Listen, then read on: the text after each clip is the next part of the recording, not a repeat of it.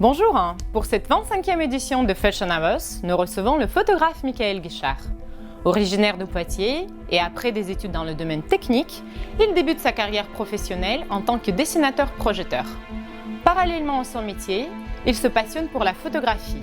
Et en 2006, il rejoint une association des photographes qui lui donne envie d'aller plus loin. Il sait déjà que son avenir est ailleurs. Le temps fera son œuvre. Le déclic fut instantané.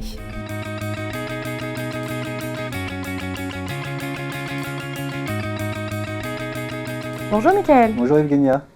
Comment as-tu débuté de la photo? Alors moi, la photo, c'est une longue histoire, parce que tout le début de ma vie, en fait, j'ai jamais pensé être photographe.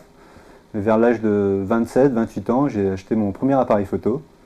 Donc c'était plus pour photographier mes amis, faire des paysages, voilà, j'avais envie de faire de la photo, et en fait, ça m'a passionné de plus en plus. Donc j'ai décidé d'intégrer un petit club de photo à côté de Poitiers, donc qui m'a pulsé un petit peu. Et l'année d'après, en fait, j'ai décidé de faire l'école des Beaux-Arts en parallèle de mon travail à Poitiers.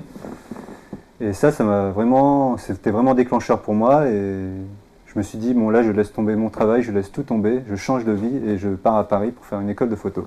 Donc j'ai fait cette école et voilà, maintenant, je suis ici. Et quel type de photo fais-tu et pour qui? Donc en fait, je fais principalement de la photo de mode, des portraits, de la lingerie, donc souvent c'est pour des créateurs, des fois pour des books pour des modèles, des portraits pour des comédiens. Donc c'est en fait tout ce que j'aime autour de la photo. Je fais aussi de temps en temps des paysages, mais c'est plus à temps perdu, et c'est juste pour moi en fait. D'accord. Et qu'est-ce que tu aimes dans la photo de mode? En fait, dans une photo, ce que j'aime beaucoup, c'est l'expression, le charisme, la force, et beaucoup le côté esthétique, mais j'ai vraiment envie que la photo, elle parle d'elle-même en fait.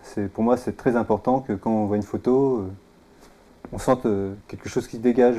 Faut qu'elle nous parle en fait. Faut vraiment qu'elle soit communicative. C'est vraiment ça qui est important dans la photo. Alors donc pour toi, c'est plutôt le regard? Oui, en fait, le regard, tu as deviné, Génial, le regard, c'est quelque chose que...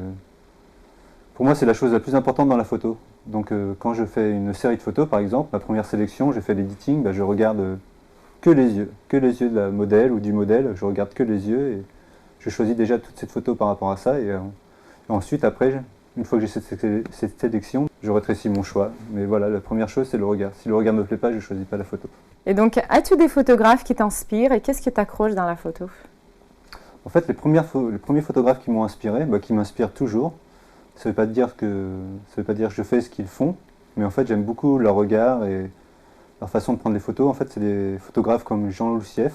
Lui, c'était le premier, en fait, c'est le premier livre photo que j'ai acheté, c'était Jean Loussieff. Après, il y a d'autres photographes comme Peter Lindbergh, Helmut Newton, dont j'ai été voir l'expo.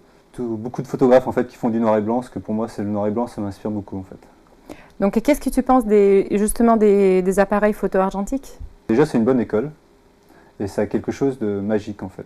Ça apprend d'être précis. Voilà, en fait on apprend pour la prise de vue que tout soit carré, parce qu'on n'a pas le droit à l'erreur. Donc, et après c'est un côté magique, quand on passe à l'agrandisseur, on développe les photos, c'est vraiment... c'est quelque chose d'intemporel, ça a beaucoup de charme je trouve. Bien que maintenant c'est quelque chose qu'on n'utilise plus ou très peu, ou pour des projets artistiques à long terme. Mais... Et quels sont tes projets futurs dans la photo et quelles sont tes ambitions? Donc mes ambitions déjà c'est d'évoluer encore plus, continuer sur la même foulée dont je suis parti en fait.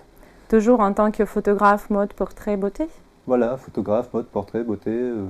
Ça ne veut pas dire que je ne vais pas m'interdire des fois de faire des séries de paysages, mais ce que j'y pense de temps en temps, ça permet de voyager un peu, d'être seul quelque part. C'est une autre ambiance, en fait j'aime tous les côtés de la photo, mais mon but c'est tout de même, ça reste quand même la mode et les portraits. Mon vrai but c'est de faire un peu plus de publicité aussi et d'avoir à côté vraiment des projets artistiques en fait. Parce que j'ai jamais fait trop de projets artistiques en tant que soi, mais vraiment j'ai envie de me prendre deux directions parallèles et faire ces deux chemins. Est-ce que tu regrettes de ton choix d'être photographe? Pas du tout. En fait, j'ai un proverbe que j'aime beaucoup, c'est vaut mieux avoir des remords que des regrets, et c'est ce que j'ai fait en fait. Et pour l'instant, j'ai pas de remords et j'ai pas de regrets. Donc on peut dire que tu es un photographe qui est heureux. Voilà. Merci beaucoup d'avoir accordé ton temps, Michael, pour cette interview. Mais je te remercie aussi beaucoup, Evgenia, de m'avoir invité, ça fait très plaisir. Et en fait, je vous invite à nous retrouver le 29 août pour la 25e édition des Fashion Awards.